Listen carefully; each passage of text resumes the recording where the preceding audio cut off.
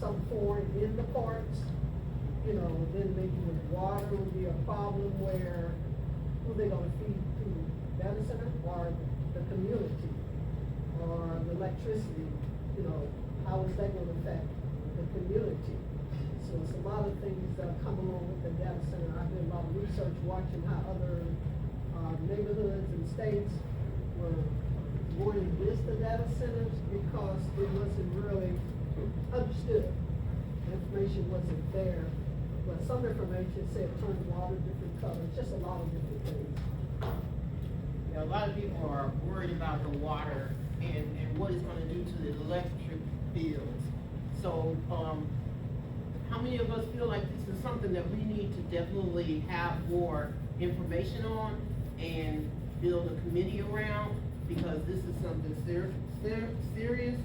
So I appreciate you bringing that up, and we'll talk more thoroughly about it. Ty Gorman is a good contact too. With the Ty Gorman? Yeah, with the Sierra Club. Okay. So, we'll talk more about that. If you guys wanna, be a part of that, let us know, you know, in your comments on the survey. Next person, who has a question they wanna go ahead and answer? I'll answer. I'll ask this question. How can leaders prove that community meetings are more than check the box activities? You want me to? Jim, Okay. you Okay. Well, I think that leaders can have actual, tangible, measurable milestones and checkpoints. Like, it's not necessarily check the box, but hey, we've actually done this. We're going to show you the results and how that benefits the community. Rather than just basically talking and not getting anything done, there are actual tangible results. Like, as much as I love President Obama, hope can't necessarily be measured. Like, I want to give you hope and change. Well, what is the sustainable, substantive change that we can bring to the community? We can't necessarily measure hope.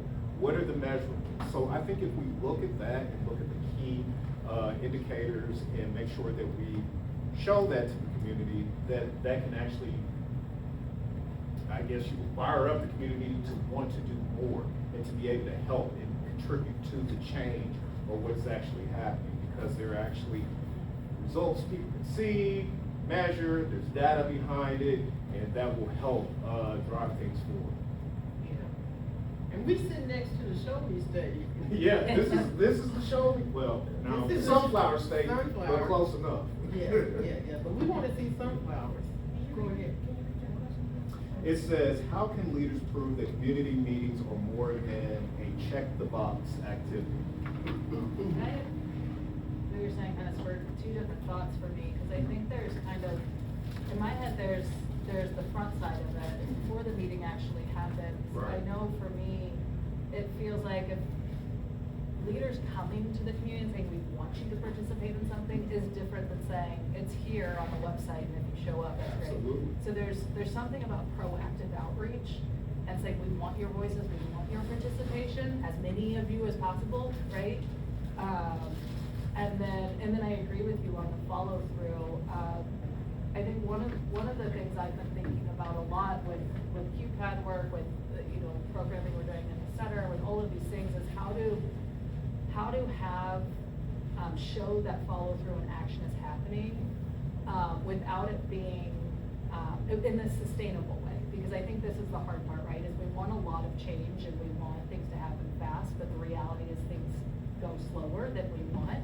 However, how can we show steps or phases that can happen in a realistic manner, right? So like, here's the steps we can take now, and then we'll move to the next steps. And both from a leader standpoint, being able to articulate that, but then also from a community standpoint, understanding that this will take some time, but how can we have the measurables that are like, here's step one, here's step two, and so not feel like it's forgotten, or taking too long, or that the promises are just not being fulfilled. Well, I think that the best way to do that is kind of like look at all the items on the board, make a vision board, if you will, for lack of better terms, and then you chunk the items and say, we can do this in the interim, the short term, And these are our long-term solutions and problems that we Yeah. need to address. I think if we do that in a realistic manner, then that doesn't let the community down. That doesn't take the air out the room. That lets the community know, hey, we're gonna do this. And when we come to this meeting, this will be addressed, this will be done, or this will already have been done, like actionable items, basically. But I think what the problem is a lot of big promises happen, and those cannot be achieved. But if we take a look at things and realistically address them, then we can move forward cohesively together. I would also say that it does take a little bit of both of what we both are saying and put it together into some education. And I guess that's part of my teacher hat that always comes out every time I hear you all say some things like that. Because we as community members, there's a lot of things that we do not understand about our government. And sorry, I'm just gonna say sorry now, it wasn't my fault, but I'm gonna say sorry now. You didn't learn it in school, right? I taught government for I don't know how many years, and the things that I experience right now with our government, I can't even tell you I know about, because I was a teacher and I taught it, and I still don't understand some of the things that are happening right now with our government. But as you said, it's a process, and as community members, we need to understand that that process is there, and what we want to happen overnight is not going to happen overnight. We're not going to drop taxes in the next 6 months. That's not gonna happen. There's so many steps that have to go through the process in order for that to even happen. So you all can walk around, I love the signs, and I love the camaraderie and say, get rid of our taxes, lower our taxes, but that's not gonna happen in the next 6 months. It's not even gonna happen in the next year. So, and I don't want us to get frustrated about that and then walk away and give up the fight. That's the big thing too, is that we can't give up the fight. We just have to keep fighting and understand that the change will come. I think for like, what he's saying is fundamental, but, I was gone for 30 years and Kansas City looks like the same way I left it, okay? And the first thing that I think he should have said, nothing against him personally, this is professional. What is the Black Economic Union? Tell me your receipts. Everybody in here who has a business should be able to give you a receipt. I got about 30 of them that I can voice with validation. He should say what his organization is doing, especially around the word economic, because that covers all financial motives. And if you as an organization can't tell what you're doing in the community, then there goes my know, like, and trust. So when you come to talk about the leader should say, this is what my organization has done in this community, that community. That should be the first KPI, key performance indicator. I think, real quick, because, I live in Atlanta. I'm from KC. I grew up in Gateway. That's why I'm against Gateway Regional Council. And when I come back, I'm the same way. I'm like, golly, it looks like a bomb hit, right? And nobody is fixing up. I think it is about trust, accountability, and transparency. It's like, I don't mind telling people who I am, what we do, how we get it done, and I don't mind collaborating. I think that is a part of leadership, is saying, I don't know that. I'm gonna tell you, when I don't know, because I don't know everything, and I think that the trust in our community has to keep growing. Now, let me say this. I have seen trust being built over the last 2 years. I mean, most of you people in here, I don't know you, I lied. Okay. But a lot of the people I've either talked to or met and know what we're doing, but that's what we're trying to make sure people get engaged with. I don't think people are necessarily always trying to be dishonest, especially this group of people, but I do feel it from the UG. I feel like they're not being honest. I feel like there's some, and I'm like this. I want them to kind of say, hey, we see you. We see you, and we're here, but we still want to work with you. We still want to get things done within our community, and everybody has a part. Okay, I'm gonna shut up. And then if I could conclude the comment, I think organizationally, African Americans see in the real world, economic globally, and FIFA showed us this, we rely on the government running business. In the real world, businesses run politics. It's not politics run business. economics runs politics, and that's where a disconnect in the way we do business affects us as well. Come on in. Hi, Mr. Rich. We already talked about this gentleman right here. He's a part of our team, Rich. If you don't mind, and we're gonna start right now and let everybody who's just coming in introduce themselves. Do you mind if we do that? All right, so let's start with this gentleman right here that came in. Yes. Hi, I'm Ty Gorman. I'm the representative of the Sierra Club. We got your name up here. Oh. It says, who's late? Sorry, I'm late. And I live up here in Parkwood and represent the Sierra Club. It's a national campaign, the largest solarist environmental organization. I'm gonna ask you about some data centers after a while. Good.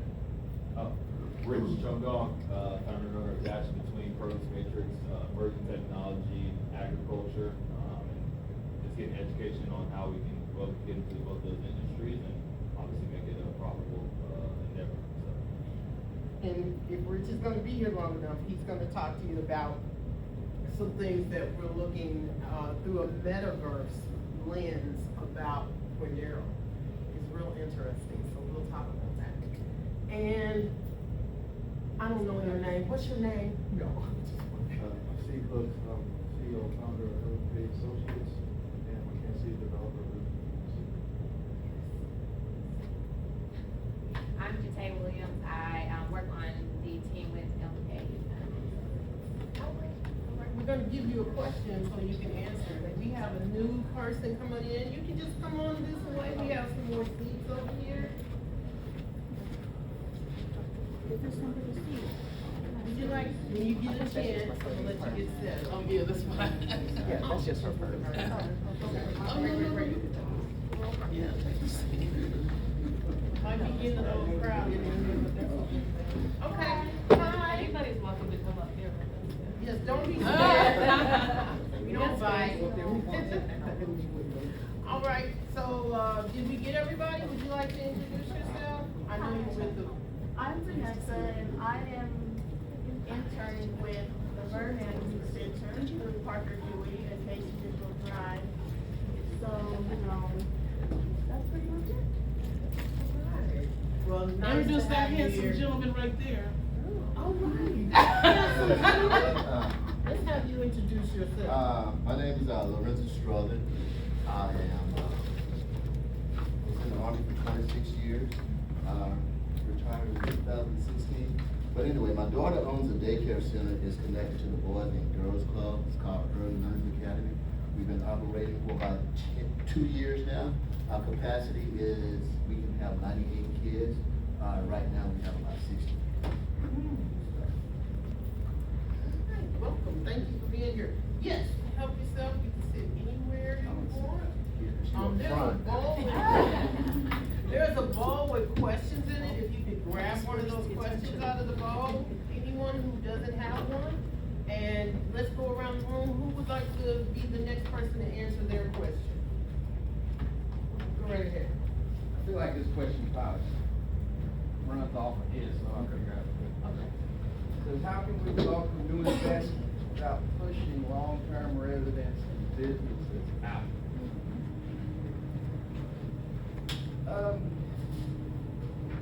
From a personal perspective, I think, unfortunately, too many people have raised their move out, where people who should be improving the situation or leaving the situation. And I think that's a fundamental problem. But I also believe that there may be a little too much resistance. Like we may be not cooperative when it comes to our own communities and our own, environment. Like just picking up the trash out of our own yards. Raising our kids in a way that says, hey, get that trash, pick that up. I think we're struggling with our fundamentals. Our family structures, our disaster, just without that basic fundamental, family is business. Everything above that is scale. And so if you can run your home, then you can run this community. But if you can't run your own home, then all you do is create resistance in the community, trying to force it into dysfunction. And so I think as a community, we should focus more on our young people, and making sure they get married, and make sure their family structures are, it's not, fractured. And I think that will not only, invest in the community, but I think it would grow it. Not only would businesses would want to be here, and families would want to be here if we were a family-friendly community. I like that. I think it's important that we do be a family-friendly community because I don't live here. But not only do I want to move back, my kids, I have 5 kids. They would move back to Kansas City in a heartbeat if we had the amenities, if we had the housing, because they want to be in this area. They're not trying to move to Grandview or somewhere. They grew up in Kansas City, Kansas. They all were born in KB Medical Center. So how do we make that happen? So do you have anything that you can think of that would, stand back on that?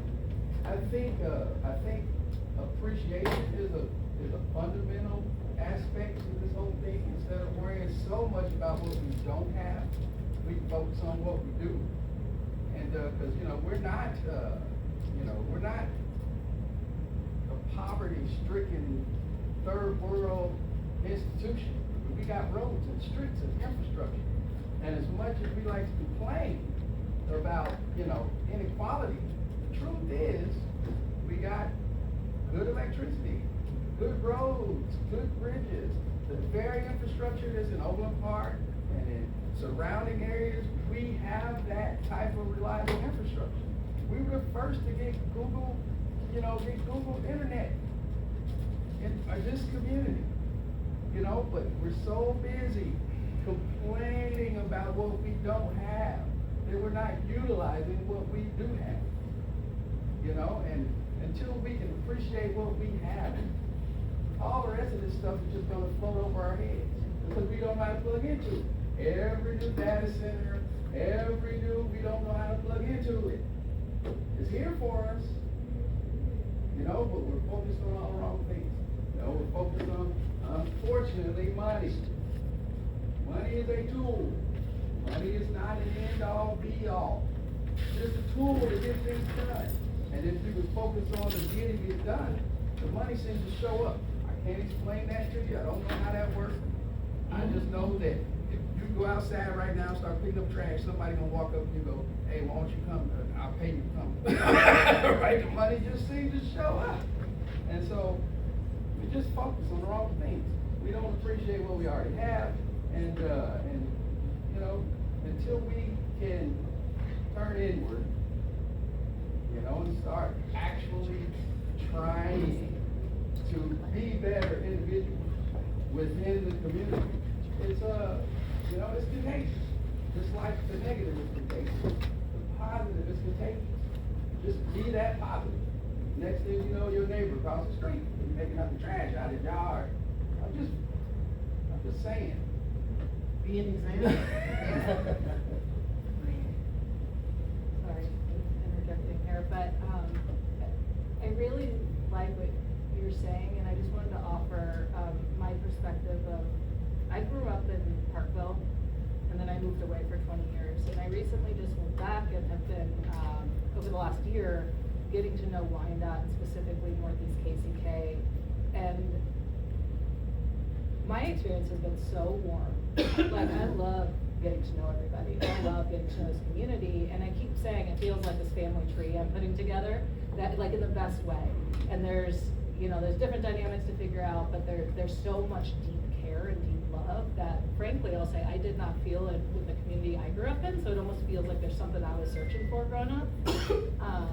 And so what's resonating for me with what you're saying is starting from what you have is like, I think there's a lot of assets here. There's a lot of good that is here. And that doesn't mean it shouldn't be striving for to fill in some gaps of what's not there, but my lens of the last year of growing to get to know this community is like, oh my gosh, they're so good, how do we build on it?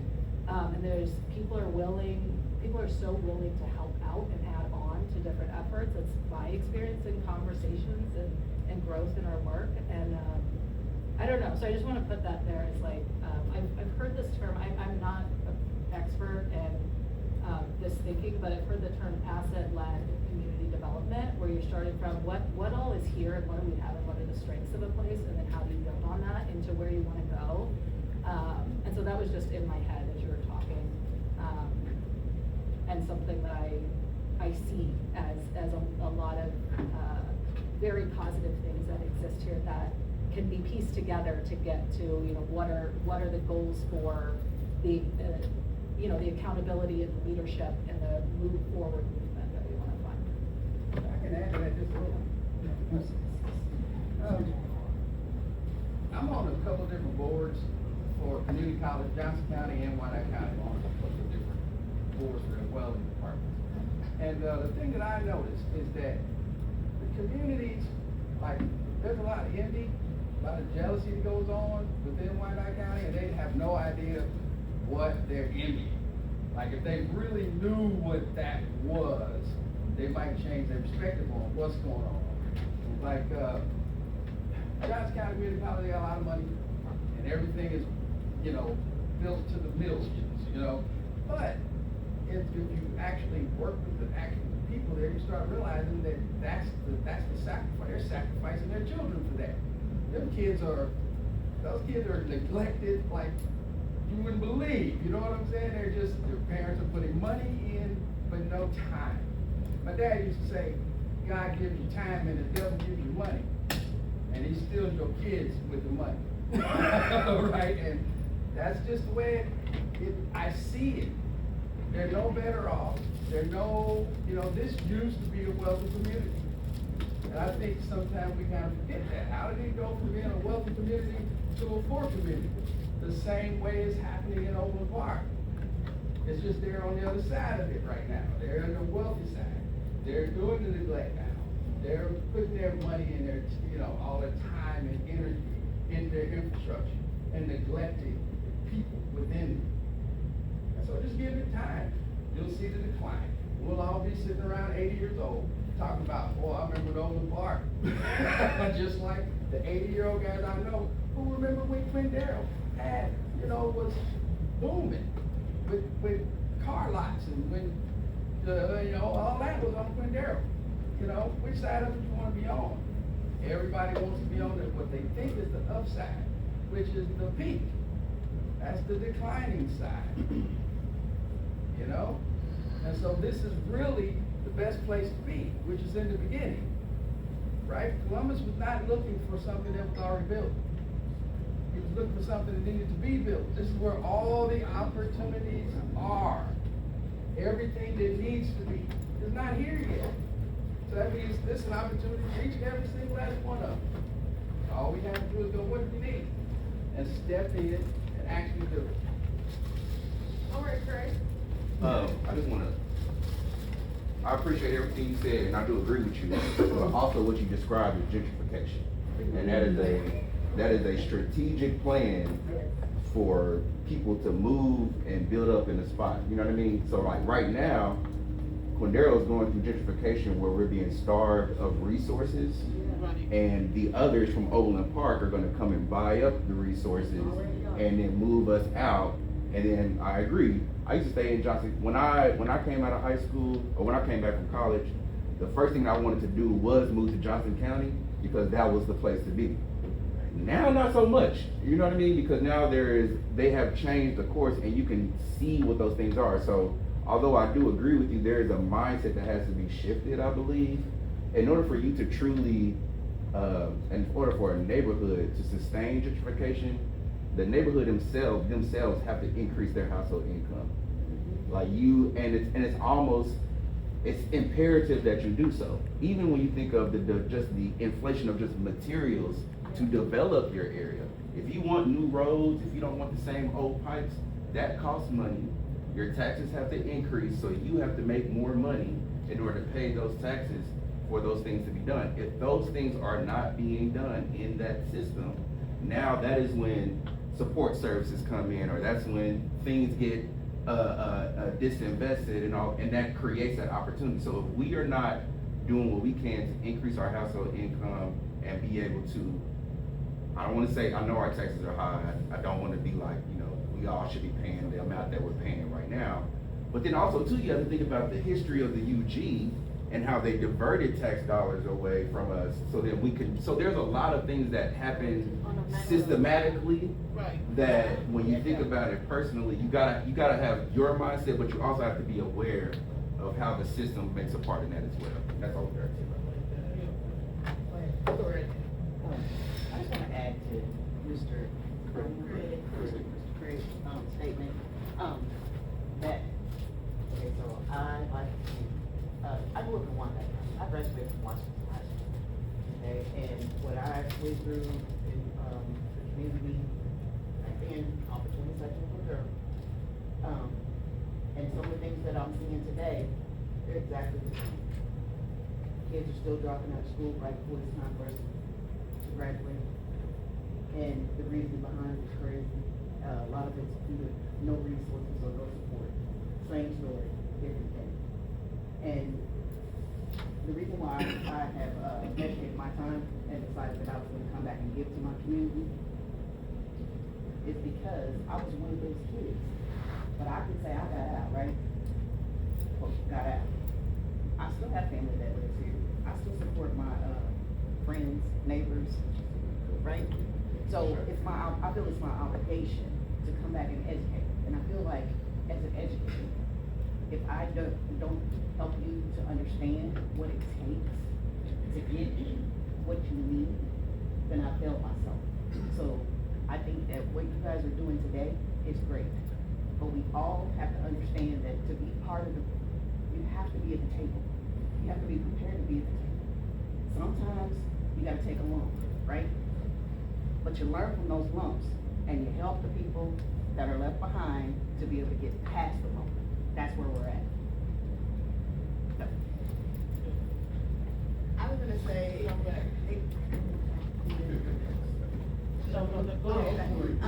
also wanna say it still goes back to education and family structure. I do agree with what you're saying, and I do agree with what you're saying, Mr. Craig, but we have to put those two together, and that's not happening. So in the family structure, there are a lot of pieces that are missing that are not being passed on to the younger generation to help make this work, okay? We can talk about a lot of things that hurt us. Me personally, I believe desegregation was probably one of the worst things that could have ever happened to us. I'm just gonna be real with you, because it completely destroyed our community. Because once we were able to leave our community to get quote unquote the come up, what did we do? We left our community behind, which is what you're talking about. And then we also left behind those who can't get out. Or I heard somebody just say, I still got a cousin trying to get out. Well, I got to come up, but I'm not pulling up as I'm coming up too. And that also destroys our community, which allows people to then step in and do those things like gentrification and things like that, and misuse and mistreat us, because that's what's happening, right? We don't have the educational background. There's so many things that we don't learn in school that we should learn at home, like financial literacy. Our families don't know how to budget. Our families don't know how to control their checking account. They don't know the difference between wants and needs, right? If we knew all that stuff, it would help us, right? We would know that I don't make enough to get these Jordans, so I just don't need these Jordans. I might want them, but it ain't gonna happen today. But we got families who don't even have food to put on their table, but guess what? They go stand in line for the Jordans, which makes no sense whatsoever. But that goes back to the education and understanding what we need as a priority in our community. And then it goes back when you even put it in with the economic development part of it. We can't get our community to thrive if we don't have households, y'all. So when I graduated from college, I was like Mr. Craig. I wanted to come back to Wyandotte County, and I couldn't. There was no place for a new college-educated black woman to live and afford as a teacher with my salary. I couldn't even afford an apartment in Wyandotte County.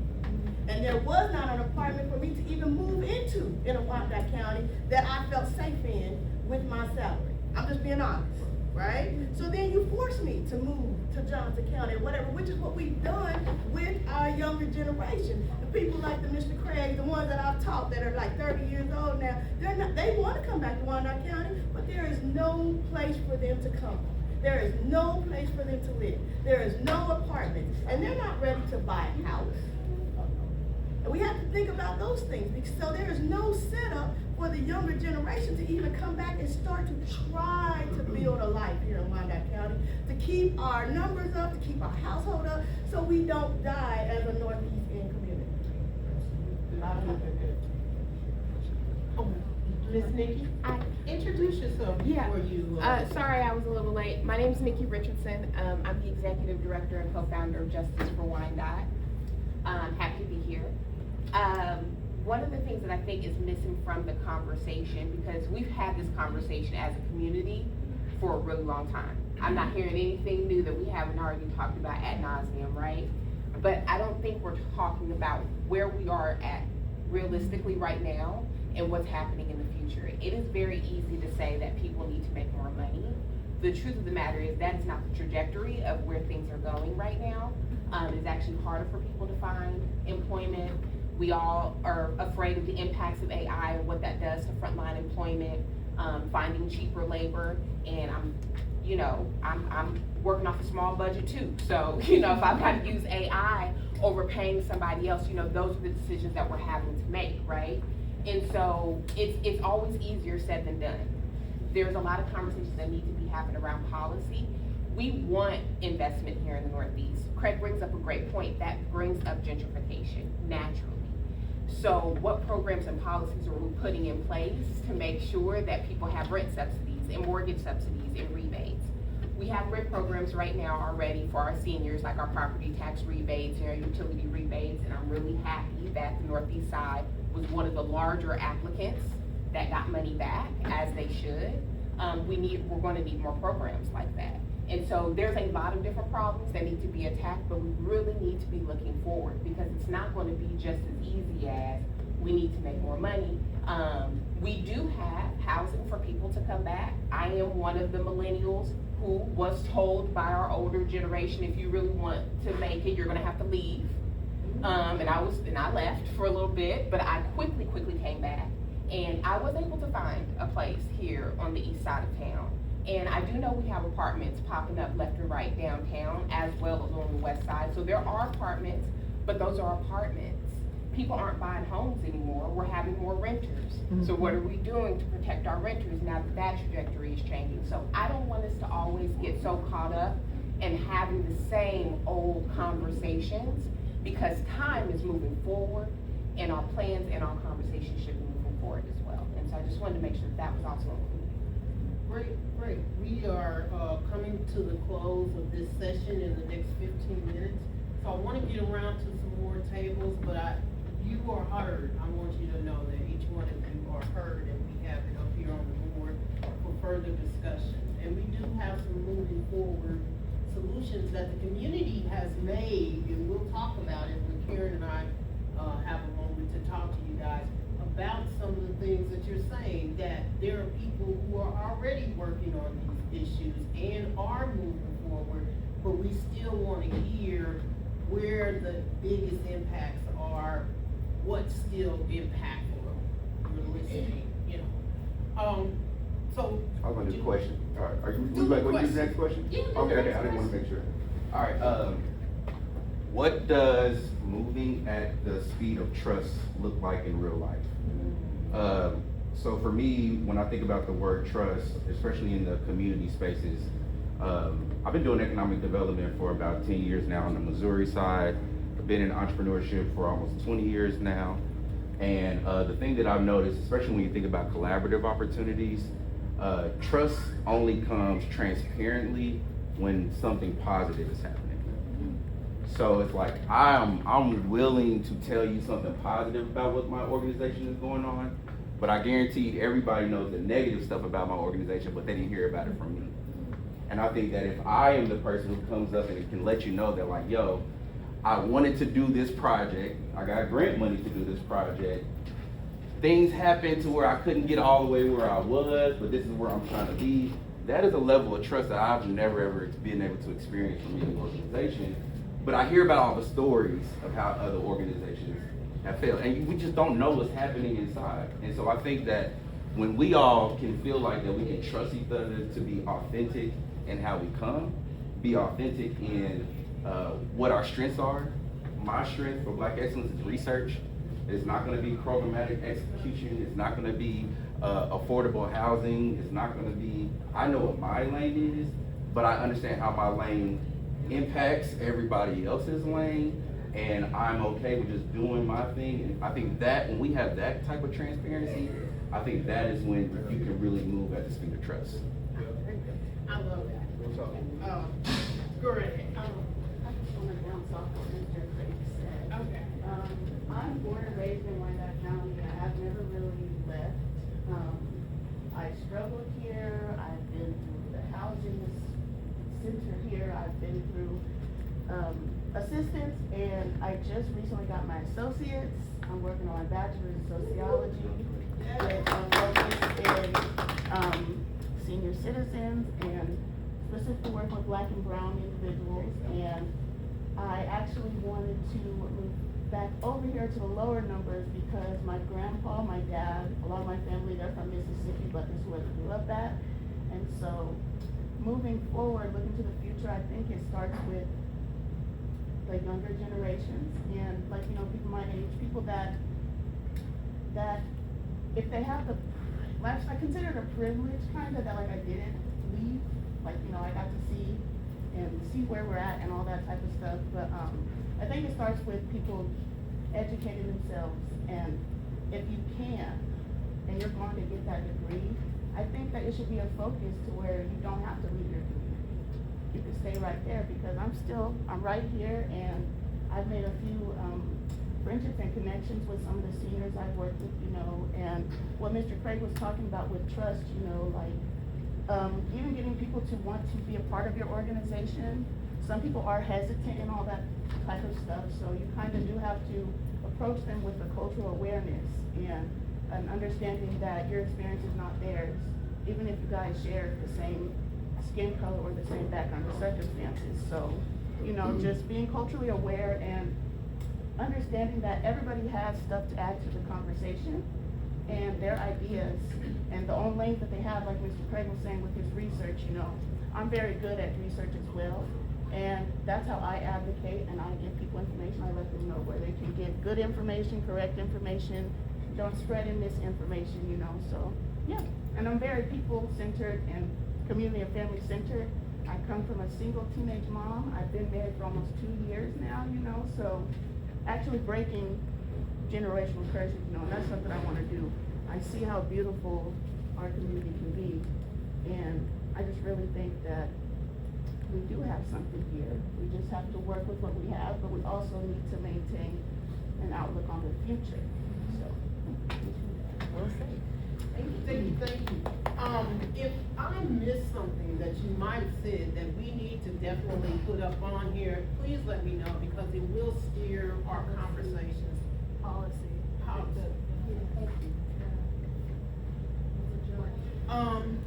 More jobs, workforce development. We got a lot of people looking at us around workforce development too. We have some major companies. So let me say this. Policy. I'm a slow writer. Because you gotta have the P just right, you know? There we go. Okay, so a lot of the things that you guys are talking to about is very important. Whether we've said it over and over again, or whether it's something as simple as we need our family structure to be better. As we close out, I just want to say that there are a lot of people looking at Kansas City right now for housing, for business to come through and be a part of this. Even the fact that the oceans are rising are making people from California and different places look here. Give grace to the people who did leave in the beginning, because we went away and we learned some stuff on the outside that we can bring back. The good news is that we are coming back, but we wanna make sure that within this gentrification process, that we get first dibs in the Black and brown communities about how this is going to go, right? So that we don't lose historical value, so that we can protect homeowners, especially senior homeowners, and so that we can bring in more homeowners. But we have to, like he said, we are gonna have to start crying about some stuff. You know, we are gonna have to lead the way. And we are challenging processes, but it's not like it's something we gotta do. We're doing it. Whether we are talking like it needs to be done or not, somebody in this room is working on everything we just talked about, okay? So that's what we want you to gain, a trust that we got this, okay? A transparency around the fact that we need to know each other better and have some intimate conversations. And that's what we've been doing. We've been having both community engagements, and a lot of people now are having community engagements. I promise you, Karen is going around. That means we're talking. That means we're doing the work. But now we gotta come a little closer. We gotta get, you know, he might have bad breath. You got to get in their face. Go ahead. I just wanna say one thing, a theme that I'm hearing between things, or what's the word that's in my head a lot is accountability, and I think this is what Craig was saying, Vanessa, I'm sorry I didn't catch your name at the end, but even talking about leadership, I think there's something about accountability and trust that is to each other as organizations that are working here, and obviously to UG leadership, but to Craig, what you were saying, like, so we like to share when there are positive things, we don't always talk when there's the negative, and so I think part of that, and so I'm working with Eastside Opportunity and Eastside Innovation and Eric Murray on the Midtown Station project. Like, there's conversations we're having there where we can just say, these are the pain points we have, and here's where maybe we misstepped, right? So like, how do we then find that right move forward for things? And that should be a welcomed conversation for us all to say, like, maybe we misjudged something, maybe the numbers we wanted to hit on some economic development or something didn't happen, and we need other input. So I think finding a space where we can say, here's mistakes, and here's things we didn't know, like, how do we now move forward together, not as and not feel like this is gonna be pointing fingers at like, hey, you did something wrong, or you didn't follow through on this, but like, let's be honest about where we are so that we can make the right decisions forward together, and that ultimately should be trust building, that we can lean on each other, lean on, you know, Craig's got this lane and Steve's got this lane, like, how do we support that as opposed to this being like a competition. Yeah.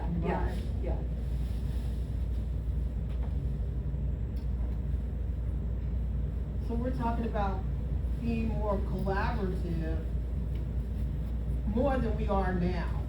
Because I think there's a lot of people wanting to collaborate.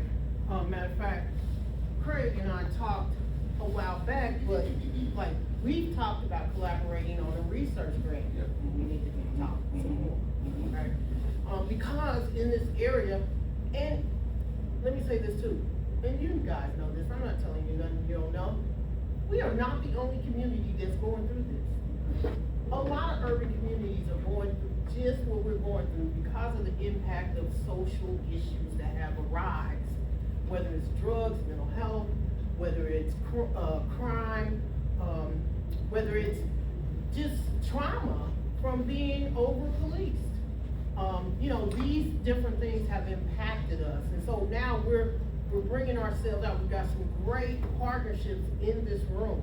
So I challenge you to find somebody and talk about partnership, especially if they fall in the area of what you're trying to do. That's the goal here. We're going to have lunch in a few minutes. We're going to have an opportunity for you guys to eat together, talk to one another, and we want you to take that time to do that. And while you're taking that time to do that, start thinking about some things on how we can collab. Because one of the big parts of QPAD is for us to figure out how we can come and work together. We are all doing beautiful things in our community. Every last one of you all has your thing going, and it's working for you, right? And it's working for the people around you and the people who are taking advantage of your resources and supports, right? But what can you imagine if we all just maybe came together to work on one thing? I'm not saying to stop doing your thing, do your thing. But if we came together to work on one thing, what do you think we could do? So we want you to also have that mindset today while you're eating lunch, and we're gonna work further on that today. We're gonna walk out of here with a plan, y'all, okay? Now, let me say this. Our team that you see around the room, we got together less than 4 months ago. We said we wanna do this. We wanna come together. We all have our different things. Voting, education, advocacy and arts, grants and management.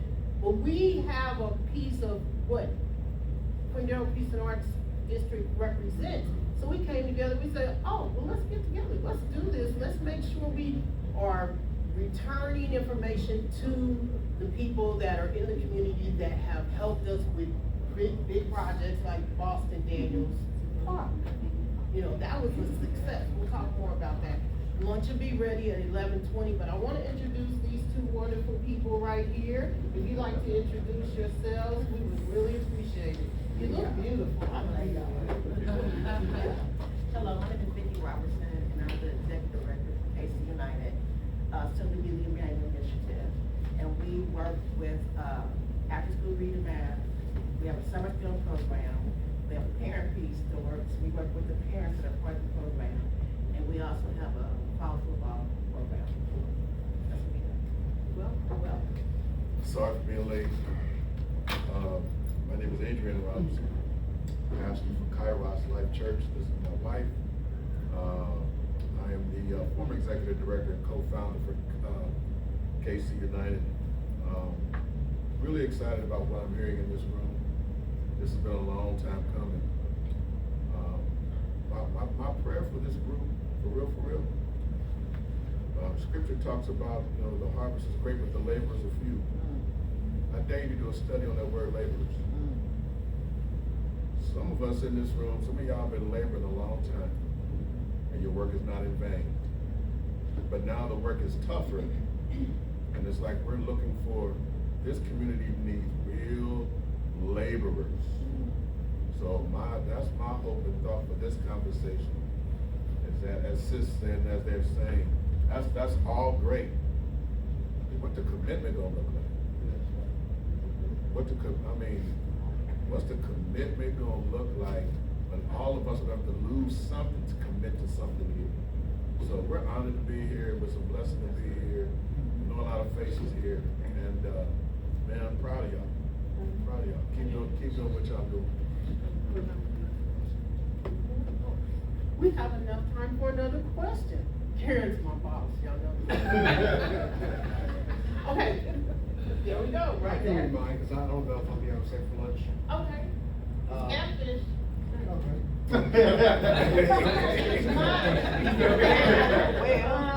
So my question is number 13, what community issue is often discussed but rarely addressed at its root? And I've been thinking about this because I've been listening to you guys, and I think the main things that we're talking about is trust, as well as collaboration. And I don't know about you, but I have trust issues. I think it's intergenerational trauma, things that from the system, even to our family. And I think that that's systemic. It's one of the things that we, now that my generation is trying to go more to therapy, we're spending more time with our kids, it makes us get involved with our community more. And it comes down to good old-fashioned, for lack of a better term, giving a shit. Because if you don't care about where you're from, you don't have ownership, then you're not gonna care about making it better or even trying to. You're gonna vote with your feet, you're gonna move to Johnson County, you're gonna move out of here, and then ultimately just leaving the problem for everybody else. I just got back from a convention, Giffords Crime Violence Convention in Los Angeles. And Los Angeles is big. And it's got so many different cities, so many different cultures. and a lot of it was talking about their efforts. So I think it's good to zoom out, see what other cities are doing.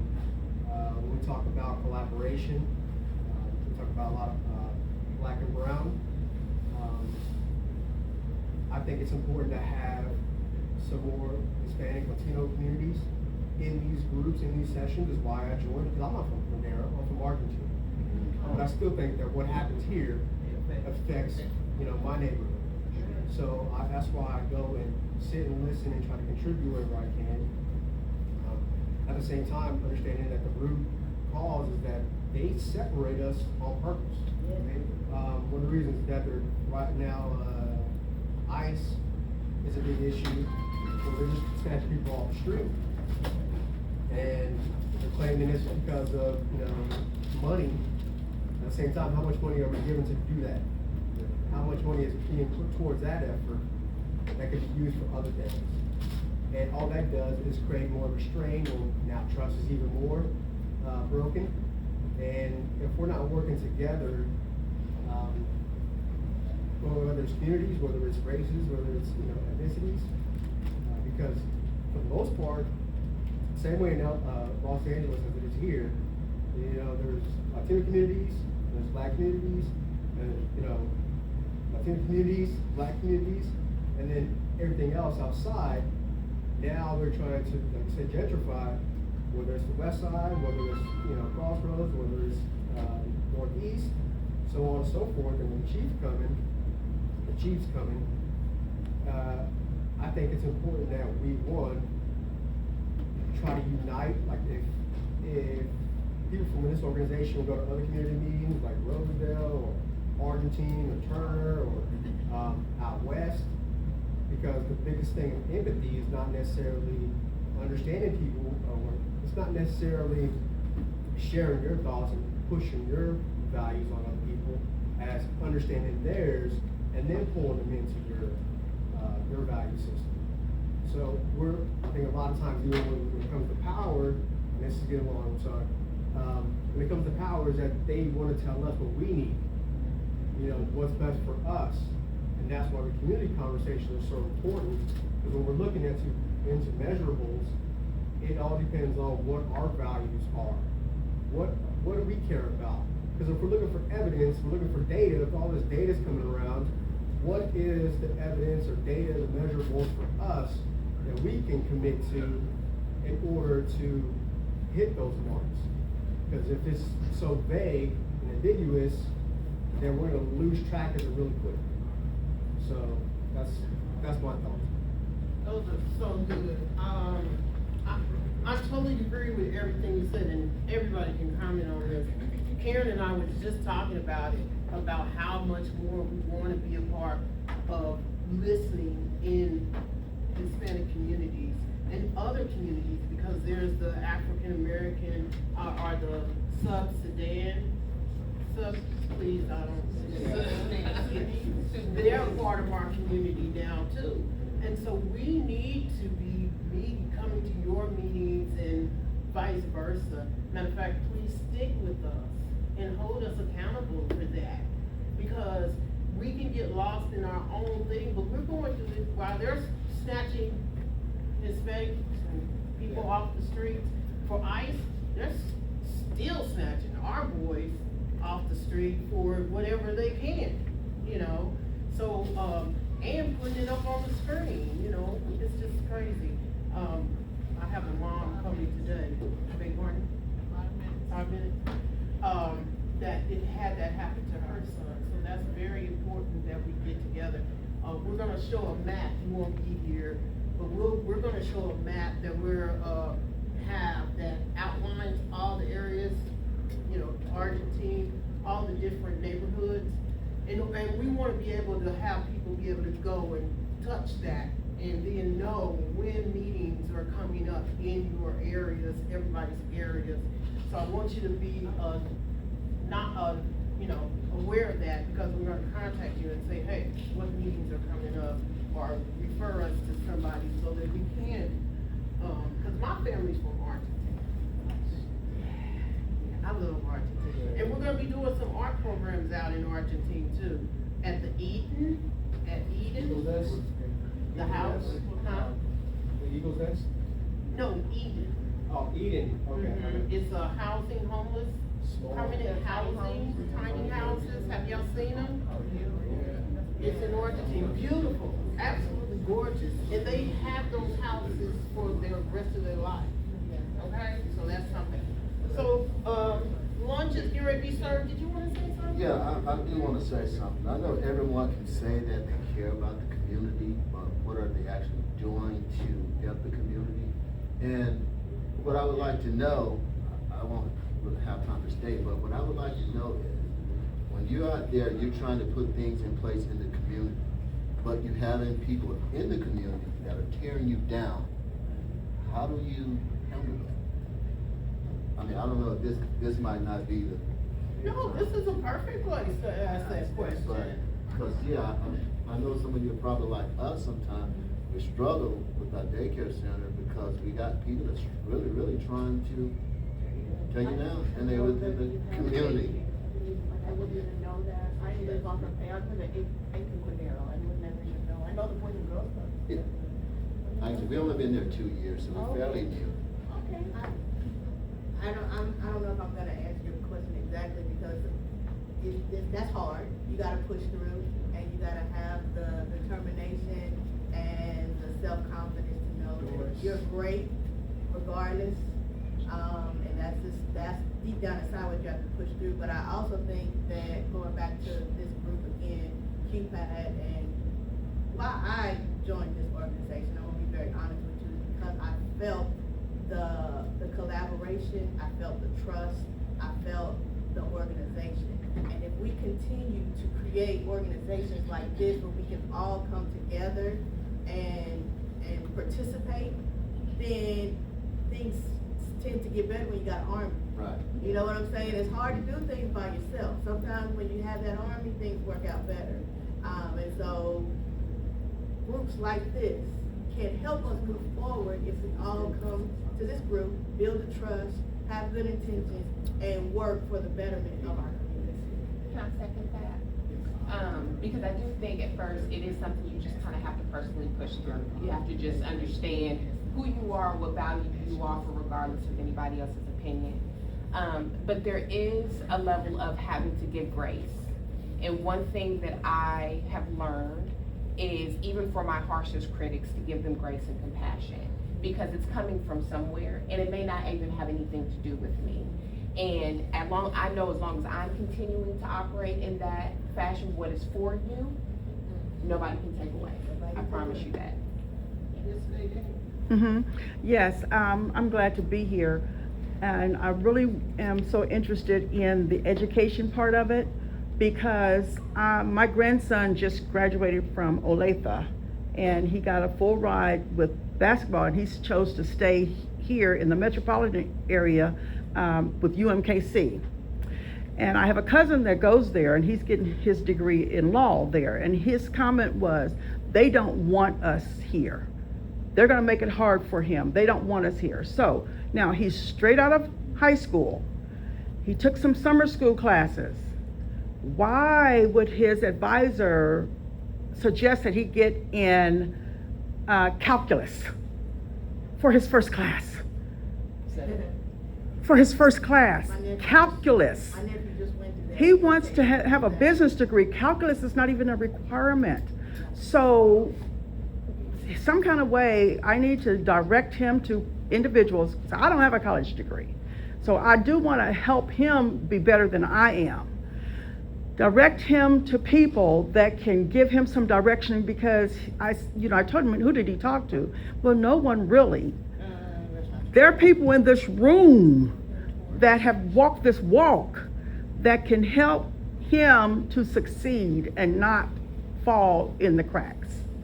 Well, that's what QPAD is really, you'll learn more in our second half. QPAD is established so that we can be that think tank that helps you. Like, for instance, we had Olivia Moore first. She came to us about issues in her community for her farm. So our team comes around and collaborates with you to say, okay, what's going on? How is this happening? What can we do? And all of them are from the heart solutions. We're not trying to go, oh, they're bad neighbors. We're going, what can we do? How can we help? Do we need to come do more tours? Do you need to have more community representation coming to your place to show that that you have community support? We can talk to you and determine what you need in order for you to have success in your community and not hold all the burden on yourself. It can wear you out, So we're here for you, and I'll give you our information. And what I'm sorry about is he's not in the room. My grandson, that he's not in the room, but he'll be in the room. We got him too. He'll be in the room. I'll have him here. Resources, like information about your daycare, put it out there on the table, because everybody in this room can take that away and then spread the word that you exist, that you're there, that you have those services. Because that's also another part is if we all work together and have these groups, then we can also share the word and pass the word. Everybody. Thank you. Well, it will be, but there's just a few people that came in. I'm really honored that Ms. Dawn is here. Would you please introduce yourself? Yes, I'm stopping through, sorry I'm late. I'm Dawn Rattan. I'm the executive director for the downtown shareholders of KCK. So we're focused on downtown revitalization. And while that is mostly commercial and business, we're all part of this northeast, we call it like legacy neighborhoods. And the more that we radically collaborate, the more we all uplift, the more we all are gonna bring this area together. I think that in the past there's been silos, and we haven't really tried to be intentional about being together. And like again, my apologies, I can't stay the whole day. I love the agenda, but we will work together and we will uplift this side of KCK. Born and raised in KCK, Sumner, class of '94. So I just had to drop that there. But thank you for what you're doing. Thank you so much. And downtown is doing so much, and we really appreciate you here. And then we have this young lady, Miss Cecilia. Please introduce yourself. Hi, you all. Again, I apologize for being late as well. I had other meetings this morning. My name is Cecilia Belzer-Patton. I'm the executive director for the Black Chamber of Commerce of Greater Kansas City. Hey, Craig. Hey, Mr. Steve. Hey, a lot of people I've known these faces, so it's good to see people here. I'm glad that people are rallying around the resurgence of what we know is historically us in Kansas City, Kansas. It is my intention under my new leadership with the Chamber for us to recognize that Greater Kansas City also includes Kansas City, Kansas, not only Kansas City, Missouri, not only Johnson County, Kansas, right? It's Wyandotte, it's KCK, it is where we are, where we have made space and made place. And so I'm very grateful that Karen asked me to be here and look forward to building the relationships that we can to better support KCK as it moves forward. It should. I have very long memories here. My great aunt Lenny lived on Parallel, and so that's where I spent many a day when my mother and my father were doing their things, was there. So while I'm not a Kansan, I do have Kansas roots, and so I'm very proud of the things that are moving forward. Thank you so much. And we have Muriel here. Muriel. Would you like to introduce yourself? Hi, you all. It's good to see you. My name is Trevise Pendleton. I'm the Community Planning and Engagement Director for a firm in Kansas City, Missouri called Vireo. I did not grow up in KCK. I graduated high school from a small town in Leavenworth County, really, really tiny town. And I had my first job at 78th and State. I was a server at IHOP. Y'all remember when IHOP was that was my first job. And at that time I wanted to be an architect, and I got into planning. And then over the years, what's happened is I've met a lot of really great people. And one of them is Matt Kleiman, who connected me to Karen and Sherry. And so then Vireo got to do the work for Boston Daniels Playground and Park. And then I met Reverend Stacey Evans through Matt. And we started doing the work for the visioning for the Quindaro town side, which we're starting to do implementation on now in terms of interpretive panels. So through all those connections, I've met some really great people. I just met the executive director of Groundworks NRG, Stacey. She's on her way over here too, so when she comes, hopefully she'll have a chance to introduce herself. There's a lot of great work happening here, so I'm just honored to be able to be invited to be part of this afternoon. Thank you. Okay, would Steve say hello, please? I'm Steve Rhodes. I'm a landscape architect with Vireo, who work with Trevise, and we were fortunate enough to assist Karen on the implementation, Carrie, on the implementation of Boston Native Park. Thank you. And Billy? Say hello, Billy. Hello, everyone. Billy Gilreath. And Pastor, will you please lead us in prayer and we'll have lunch? Sure.